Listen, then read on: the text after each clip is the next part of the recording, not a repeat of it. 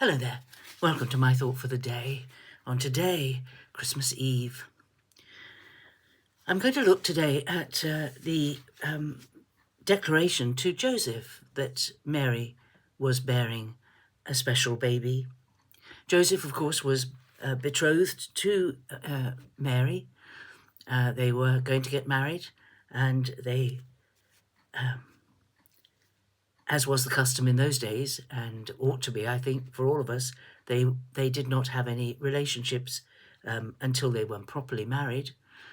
So she was a virgin.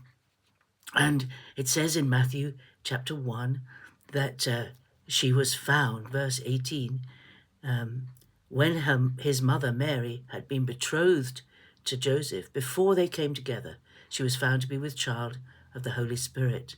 And her husband Joseph, being a just man and unwilling to put her to shame, resolved to divorce her quietly.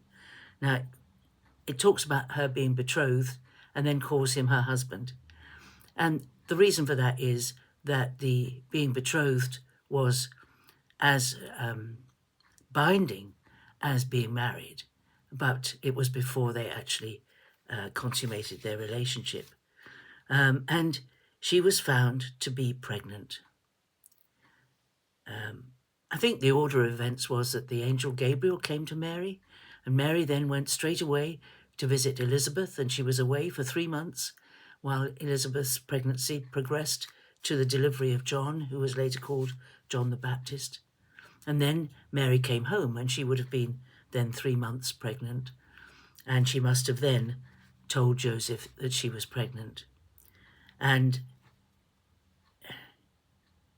he, of course, like all of us, would assume that she had betrayed him and that she was pregnant by another man. And he was a good man. It says he was a just man and unwilling to put her to shame, resolved to divorce her quietly. He wasn't going to make a fuss. He was just going to let her go.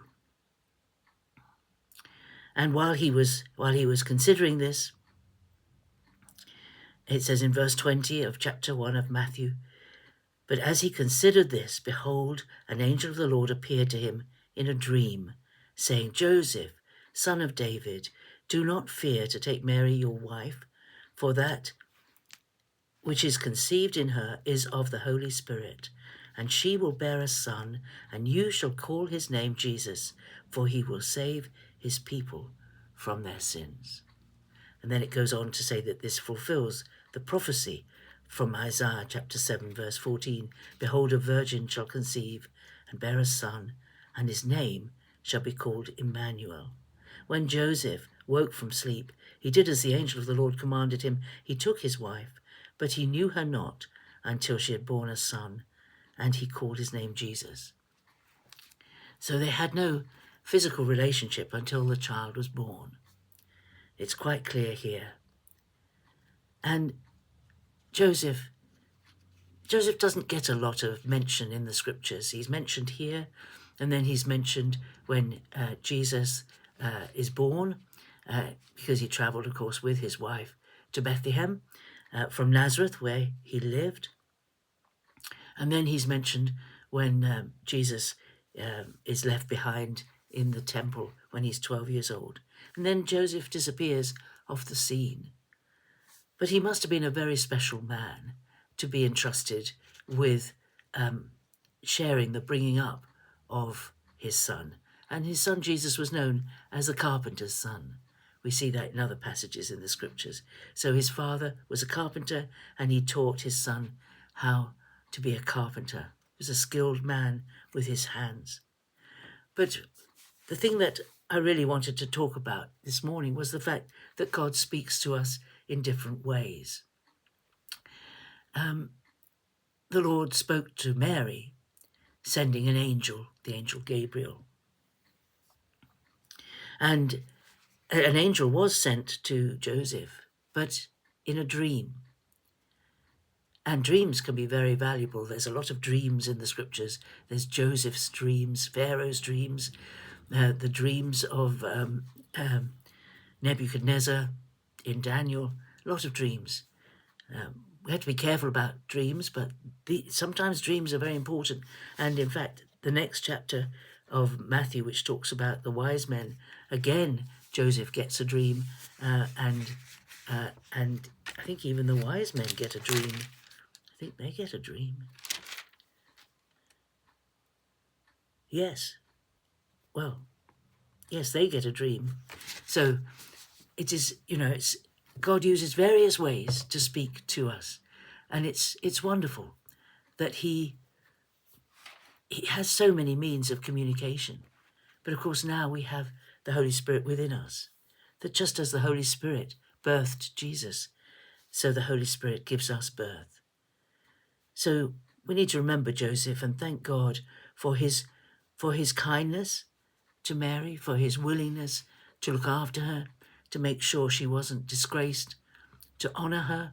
There must have been a lot of chat about them as a couple. In Nazareth, everyone would have known everyone. He was the carpenter. He would have been known. And they must have had some difficult times as the pregnancy progressed and as the child came.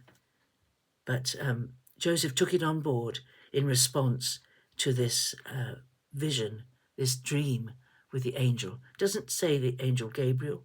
It just says an angel of the Lord. So it probably wasn't Gabriel. It was another angel. Angels are wonderful creatures. They figure enormously in the Christmas story, don't they? They come and they herald. Why do they do that? Because this is the most amazing event, most important event of all history. This is the event, the birth of Jesus, is the event on which history hinges. It is the event that makes the difference between BC and AD, before Christ, and Anno Domini. I don't use the modern reference to time. Jesus is the person who made the difference between the two periods of time. We count time before he came and after he came. A friend of mine gave me a lovely little poem that was read in her church at their carol service, and I thought I'd read it just to conclude today's thought for the day. It's called If You Look for Me at Christmas, and I don't know who wrote it because there's no name on it. If you look for me at Christmas, you won't need a special star. I'm no longer just in Bethlehem. I'm right there where you are. You may not be aware of me amid the celebrations.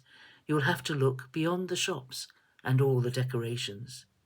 But if you take a moment from your list of things to do and listen to your heart, you'll find I'm waiting there for you. You're the one I came to be with. You're the reason that I came. And you'll find me in the stillness as I'm whispering your name. So, if you're going to celebrate tonight, you're going to a service at midnight, I hope you'll be very blessed, and I'll see you tomorrow to wish you a happy Christmas.